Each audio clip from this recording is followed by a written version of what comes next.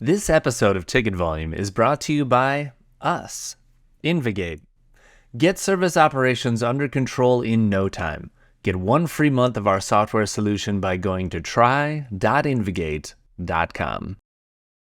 Ticket Volume is proud to present the president of Ignite Achievements International, an HDI faculty member who gets their hands dirty as a subject matter expert at the Gerson Lehrman Group, 6 Seconds Emotional Intelligence Network, and Rehabilitation Enables Dreams.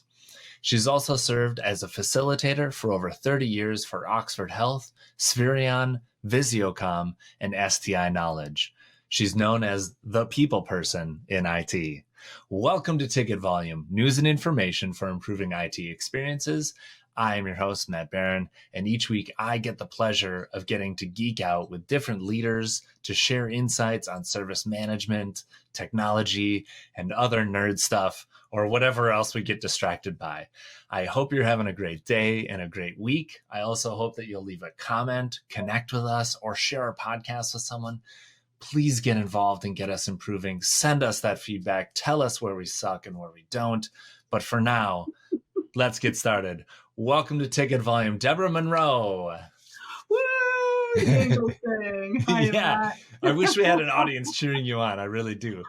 It was really delightful to meet you, and I have to give huge props to a former guest of ours, Jason Turner, for connecting us because you facilitated a training at his facility and with his team. And he said, you have to have Deborah on. And I have to say, after meeting you, he was totally right. We have to connect. So thanks for being here, Deborah. I am honored and absolutely delighted, Matt. Thank you so much. Yes. And we got to meet earlier because I always meet with my guests at least a week beforehand. Glad that you survived the Florida storms. And what I really want to know is you have this very diverse background and very diverse set of experiences and training. So I have to know, like, how did you get started? How did you get into this industry? Which industry? Well, I think technology, IT. Maybe.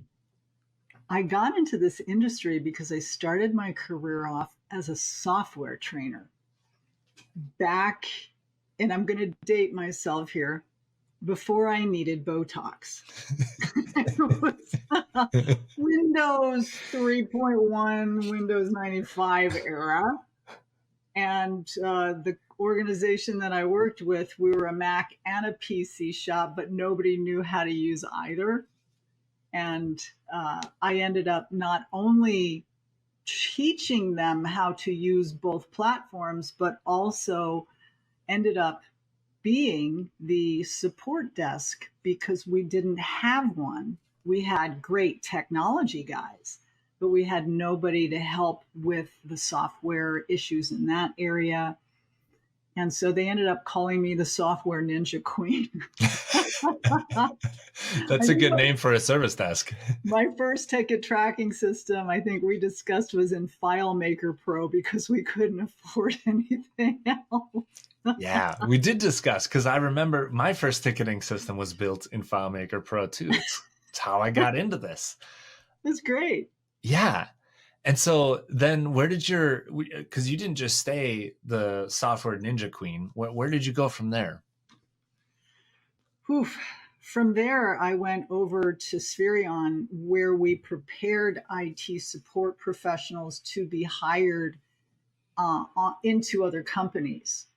And we would teach them the software, we would teach them the customer service skills, we would create career paths for organizations to get them from this place to that place. And I really grew up in a learning and development area, and I was thrown into IT. And then from there, I got the best of both worlds, the human resources and the IT side. So I was able to connect. Where are we losing people? Where are we losing their understanding? Mm-hmm. Where are we losing in our processes?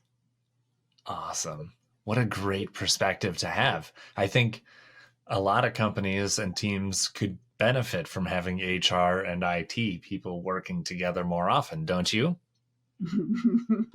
Oil, water. water, oil. It can work. However, everybody's going to have to, learn how to play in that same sandbox, so to speak, Matt. Yes. Yeah. Some of the best recipes have water and oil in them. We gotta get going. You gotta see the recipe before you start mixing those two things together. Perfect analogy. Yeah. And then so you went into learning and development. And how did you learn about, because these words that you use a lot are emotional awareness, emotional intelligence, psychological safety. How did you get that aspect? Is that all from your HR side? It started at an organization that was a startup in Danbury, Connecticut. And it was a little bit on the dysfunctional side, let's say, where we had the CEO and the COO almost come to fisticuffs in one of their offices, and they were spitting on each other. Wow. I was just about to go crazy. I was no better because I was just so confused, and everything was very nonsensical at the time. And we were bringing a new technology and way of delivering training to the United States. It was the first online training. It was 1999. We brought the concept from Europe, and we opened the startup in Connecticut, as I said.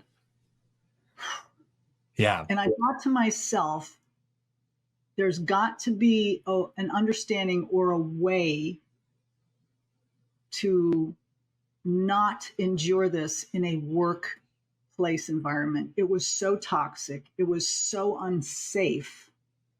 It was so nerve-wracking that was the interference. That interference was the work, not the work. Mm-hmm. And I thought, let me find out about this. And that is where I began to understand what emotional intelligence is. It's a vast, vast topic. However, pointedly, it's about one person understanding their intention and how it impacts other people. That's one point, but the major point. Yeah. Yeah. Self-awareness. Well, thank you for witnessing. I think it's important for people to hear that this is something some of us have gone through.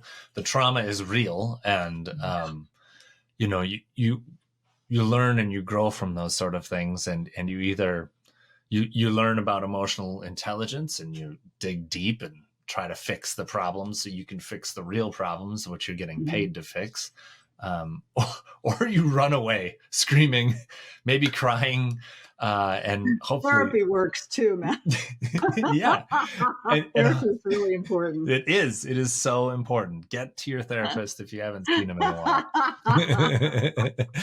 Okay. And so you took this, and I assume that you've, through the learnings that you have through your career, then you've applied this into your trainings. Is that correct? I had no choice. Yeah. I didn't want people to go through what I went through in this crisis. And I thought, if there's anything that I can do with my background to help alleviate this bullying, to alleviate this pain, to alleviate this confusion and toxic work environment, I'm bold enough, assertive enough, and independent enough to say, you know what, we're not going to do this anymore. Let's figure out a different way to communicate. Instead of using our fists and our spittle, perhaps we could use words and learn how to communicate with one another in a little bit different way. Yeah. And that was the impetus behind me doing this. Okay. And so what are you doing now? So obviously you've moved past that startup. It's not 1999 anymore. We're not doing online training the same way that we did back then. Where did it lead you next? Now I feel like I'm constantly fighting the battle of soft skills are warm and fuzzy. Mm-hmm. And the misnomer is soft skills, right? They're not soft. Mm-mm. The reason that we did call them soft is because we did not think that we could quantify and measure them. And yet, we have been able to do so since, golly, I want to say the late 90s, early 2000s. I can psychometrically validate and measure your empathy level. Yes. And your optimism and your self-awareness and the way that you assess yourself in reality. There's all these things that I can put a hard number to. So they are not soft anymore. They are essential skills. Included in that is it's not warm and fuzzy. Mm-hmm. There's nothing warm and fuzzy about it. And I've had so many people say, oh, Deborah, she's the warm and fuzzy person. No, it is neuroscience. Mm-hmm. It's brain science of your emotions, because every single one of our emotions are a neurohormone, or easier to understand, a chemical. And based on the chemistry, we have trust, love, and bond. We have faithfulness. We have curiosity. We have a stable mood. We have mastery. I feel great at what I do. Those are all chemicals. So essentially, how do we become the masters of our own chemicals? Yeah. It's a good challenge. It feels like, in a way, that's sort of like the meaning of life, is to just discover who you are and then work within those boundaries, right? I am capable at this. I am incapable of this. Here are my weak spots. I forget. I'm messy with my energy. I am, me personally. I get people amped up, or I heighten the situation unnecessarily a lot of times. And I've learned that over time, that I need to, damp that down a little bit. Sometimes we need to move slower, and there's a good reason to move slower. So I'm glad that you get to share that with people and hopefully help them find it, right? It's true. It's lifelong work. We're lifelong learners. I mean, Matt, nobody comes to the game fully formed. Yeah. Nobody comes to the game fully formed. We're always learning. We're always filling in the gaps. We're always picking up stitches that seem to have dropped. To know which stitches are the most important to pick up, the most meaningful, and the ones that will give you the best result, that becomes your and my work. Mm-hmm. And in our IT world, we are familiar with, there's 4 pillars of what we do, people, process, technology, and knowledge. And we will measure our processes, our metrics, and our data almost to the most ridiculous anal degree. Like every hour we are measuring what's the call volume, what's the abandon rate, what's the average speed of answer. Who cares? I mean, we do care. We do care. But who cares about measuring the biggest asset that every single company has? The people. No one, because maybe once a year through HR comes the request to do an employee engagement survey. And maybe then 3 months later, the results come out with little action items. And by then, nobody cares anymore. And the morale's gone down. People are cynical and jaded, and they don't want to give you the truth. Why should I even bother? You don't do anything with it. Oh my gosh. And that's the people side. And without the people, all of our metrics and our data are going to be reflective of what is happening with our people. Your processes may or may not be followed because of your people. Your technology may or may not work because of your people. And your knowledge base may be filled or not because of your people. Yeah. So why are we not focusing on them? Just a question, just throwing it into the universe, and you can see and feel my sarcasm. Yes. Yeah.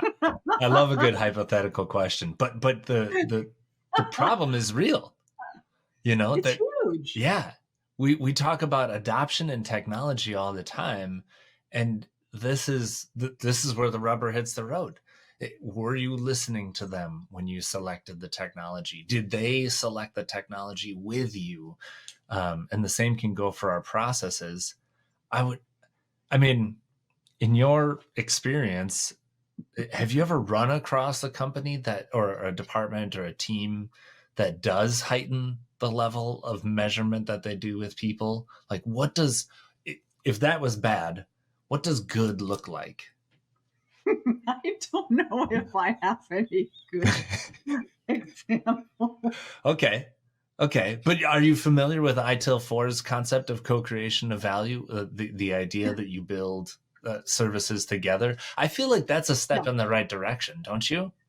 It is, except for we're still dealing with the fact that we have change cowboys out there. Mm-hmm. Yeehaw, it's a Wild West. I'm going to make a change anytime I want. And if we're still dealing with the just basic processes in this framework, how are we supposed to mature into inviting those that we don't believe hold any value into our decision-making process when we're spending millions of dollars? What the heck do they know? Why should we be talking to them? We don't care about that. We care about our numbers. Mm-hmm. Yeah, there's an inherent fear that if you introduce more stakeholders closer to the project, that it'll delay things, or it'll cost more, or you won't be able to make decisions. I have an example of what didn't work and how a decision was made on software that was detrimental. And I'm going to mention a very large company. I think it's long enough and it doesn't exist anymore that it's safe. Okay. It was called AOL Time Warner. And the head of AOL was Steve Case. And I remember receiving a phone call one day saying, Deborah, can you come and train our support center on how to use Netscape Mail, which was an in-house web-based software for mail only for the employees of that company. And it was created by a family member of Mr. Case. Wow. We were told that we would go in, we would teach 50 people at a time for an hour, and they would go back and their previous software of 20 years or whatever would be gone, and they would just have to deal with it. Wow. The unfortunate part is the test environment that we had to facilitate wasn't up and running very well, and it would go down. It was their fifth key fob. Remember the key fobs for security? It was their fifth one. And nobody was ready. Right. They weren't ready. And we had to do this with thousands of employees around the United States. It didn't work. I'm thinking, why are you making this decision? The software is not ready. Yeah. And you're making every employee at this company use it. Well, it was a year later when I got the call and they said, hey, Deborah, can you come and train us, our support center, on Outlook? Mm-hmm. And in that time, they had lost so many millions and millions of dollars because of the inability of them to get email, send documents. I mean, it's a magazine company. They have lots of high quality graphics they need to send, all types of things they need to share, and it wasn't available to them. Wow. That's making a software decision with no information from anybody. Yeah. Just because. And it still happens today. Mm-hmm. And look at where AOL Time Warner is. I'm not saying it's bad now, but that was the experience that we had back then. Mm-hmm. Right. And again, to your point, we rarely see people involved in choices. One company I went to called their employees worker bees. Ugh. Are you kidding me? You don't call people worker bees. Mm-mm. And want to build a relationship to get the most effective and efficient possibilities and performance from them? No. Include them. Yeah. Yeah. It's not inherent. It's not part of who we are to just to do what we do all the times, right? I mean, a lot of times we're paid to do things that are not natural to us. Like, why would I support this? Why would I do this? And worker bees do that, right? They just are programmed to do the things that they do, like robots, almost better than robots even. So yeah, that's offensive. It really is offensive. There's a lot. And again, on the other side, there are some organizations that are doing amazing things and inviting voices, Mm-hmm. right? The voice of the customer, the voice of the employee, the voice of supervisors. Mm-hmm. Sometimes they're not heard over the noise of management and upper management. And there's translation issues as well, because, you know, our management speaks technoese, Yeah. and our executive management speaks dollars and cents. And so one of the other things that we find in this translation issue is that in our environment, we're unable to describe what our value is in dollar amounts so they understand us. We haven't known how to do that effectively until maybe 2 or 3 years ago. Yeah. Have you found that to be true yourself? For sure. Yeah. It always gets lost in translation, and you see it in communities all over, especially in, I think the customer experience space struggles with this specifically, and even further into employee experience. How can we translate an employee feeling good to revenue improving? And it's a difficult translation to make, and one that is expensive to do outright. So, well, that's why I find a balanced scorecard to be a fantastic report. In the 4 segments of a balanced scorecard, we have financial, right, in one corner. We have the customer experience in another corner. We have the operational efficiency in another, and then another corner, the last one, making up the square, is going to be the employee growth and learning. Mm-hmm. And looking at where your numbers, are they going up or down? What about your customer experience, up or down? Operational efficiency, where is that going? And different scenarios will make those arrows go up or down all over that little balanced scorecard. And that tells a story. Yes. That's your storyteller right there. Are we doing it right? Are we doing it well? And where are the areas that we can improve upon? And usually that area that we do not focus on is building the relationship, confidence, and trust with the people that we work with.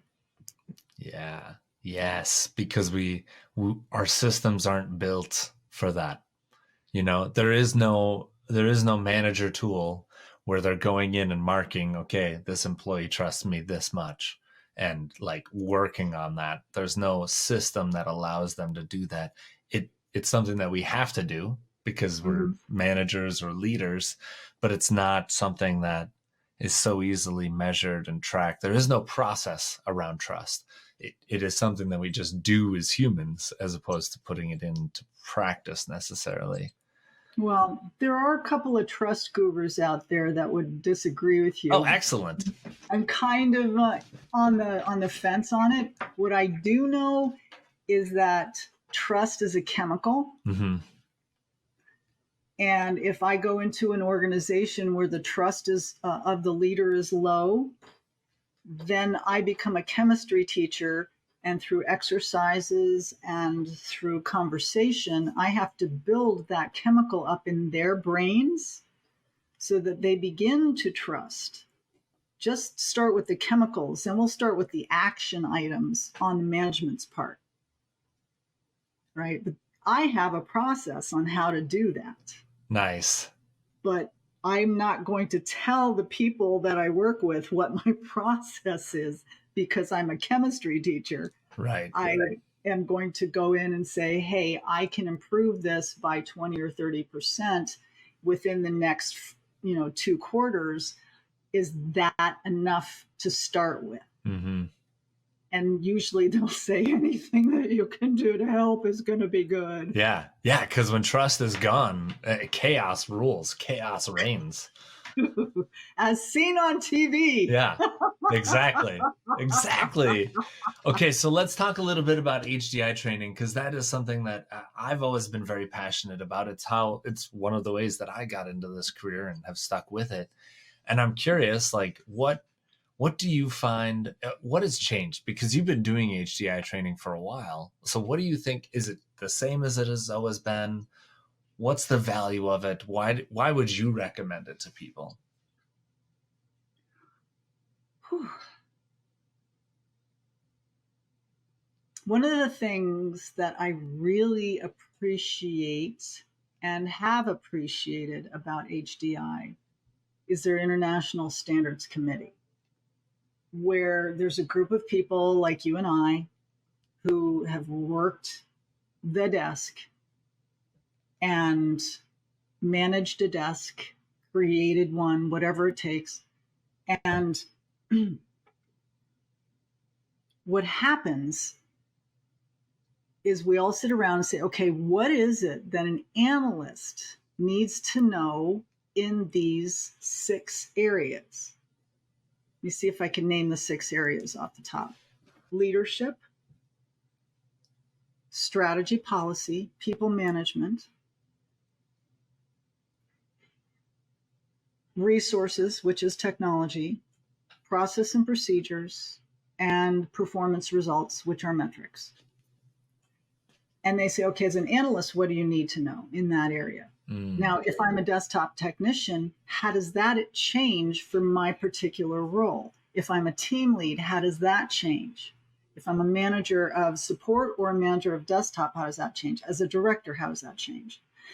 And these standards, chicken or egg, courseware, certification, standards, the standards come first.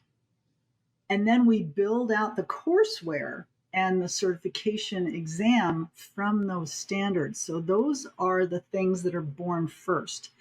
And they are an industry best practice, like KCS, like IT service management, like ITIL, like COBIT, right? Like the ISOs. Mm-hmm. Industry best practice, Kaizen. I can go on and name them. I don't know what half of them mean, but I know that I can name them.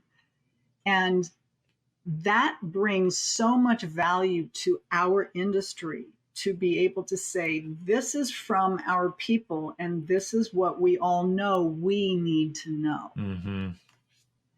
Now, the group of us who deliver these courses, this training, these events at conference and in sessions,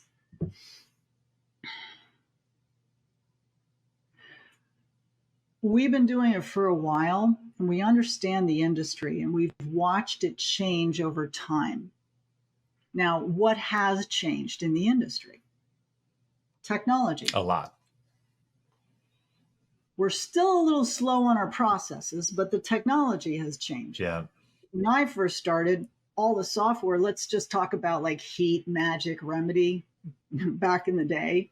They were built as software packages there was no process involved in their creation. Mm-hmm. Right? They weren't ITIL compliant. They didn't consider IT service management wasn't even a thing really back then. And so somebody got super smart and said, hey, let's throw these processes into our software and see where it goes. And that's when things started taking off in our technology side. Got it. The process side, still, as I said, a little bit slow. I mean, think about ITIL. ITIL started in the 1980s, right, by a group of UK software engineers that worked for the government. And it was a super complex, and it was highly adopted towards the late 90s, early 2000s in the rest of the world. Mm-hmm. I don't like saying this about the US, but we're a little far behind. Yeah. When it comes to technology and process. Yep. Even though a lot of that stuff comes from us, we're about 7 to 10 years behind the rest of the world regarding that. Yeah.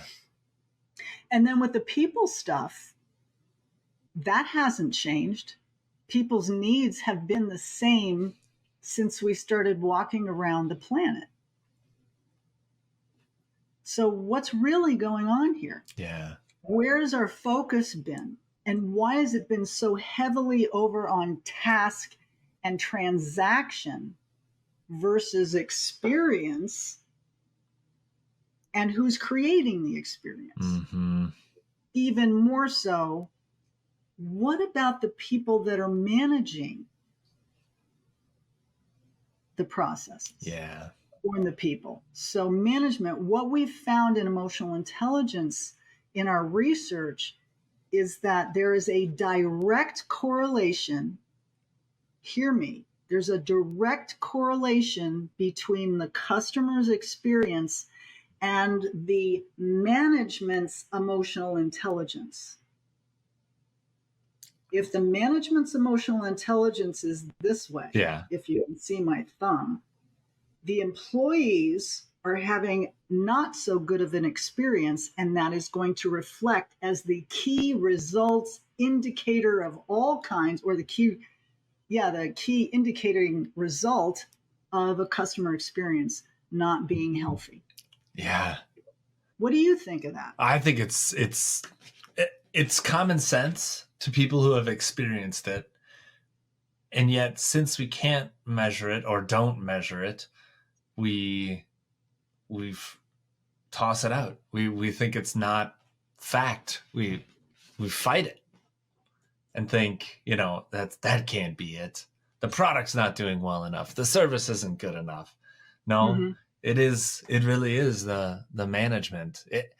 It's funny how, just like how we were talking about how life is discovering who you are and understanding where your gaps and strengths are. It's the same with an organization. An organization is not a person, but if you personify an organization, then the management styles, the culture in that organization, all of that wishy-washy, soft stuff, the fuzzy, warm and fuzzy stuff, really has such an impact on it go-to-market strategy. It has such an impact on revenue and customer retention and everything. And yet so often we just disregard it because either we can't measure it or we don't want to, or, we don't know how. Yeah. Or we don't know how. Exactly. I can tell you that you can do this. You can do an easy measurement of your people's satisfaction, of their sense of mastery, of their sense of challenge, of their stress, by doing just a 5-question survey monkey thing. And you can make it anonymous. It doesn't have to be expensive. Mm-hmm. If you're looking to do it and spend a little money, there's an organization and a fellow called Paul Herr, Herr. When he's in Germany, he's Herr. I love it. Right? And he has this thing called the Horsepower Assessment Survey. 5 questions based on intrinsic drives mastery, purpose, autonomy, significance, one or two others.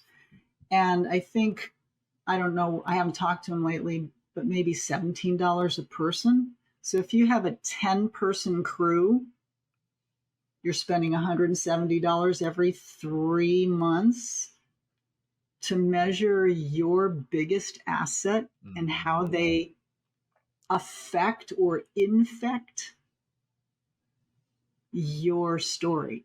Wow. That's not bad. No. And that's not a lot.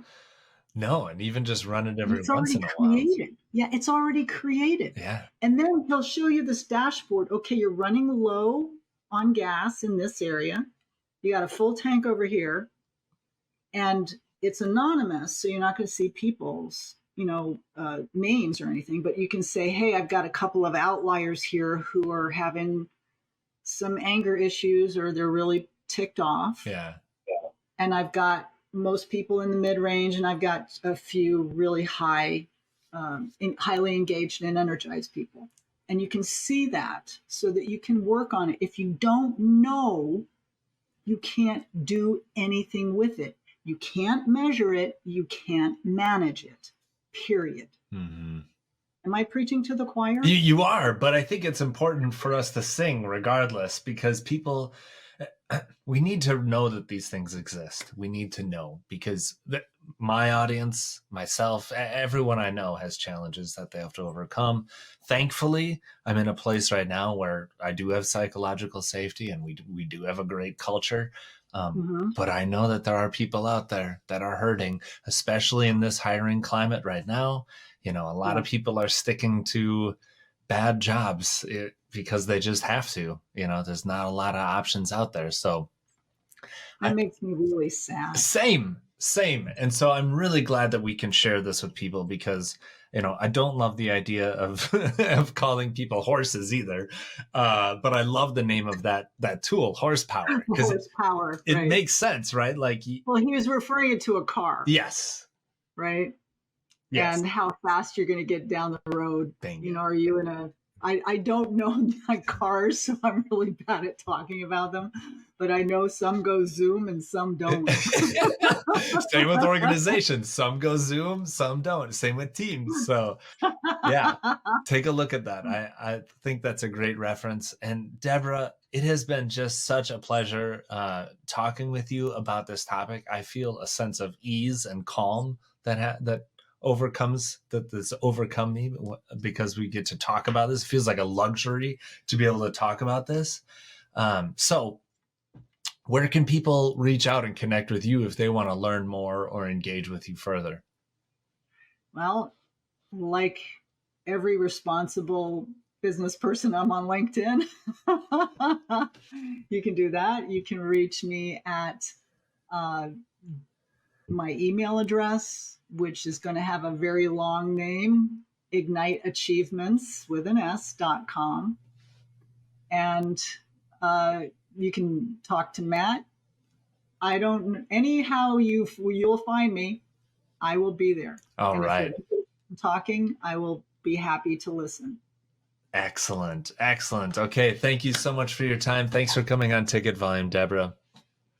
Thank you so much, Matt. Talk to you soon. Great pleasure having you. And for the rest of our audience, did you know that you can join us for a live recording? Register today at ticketvolume.com and click on register.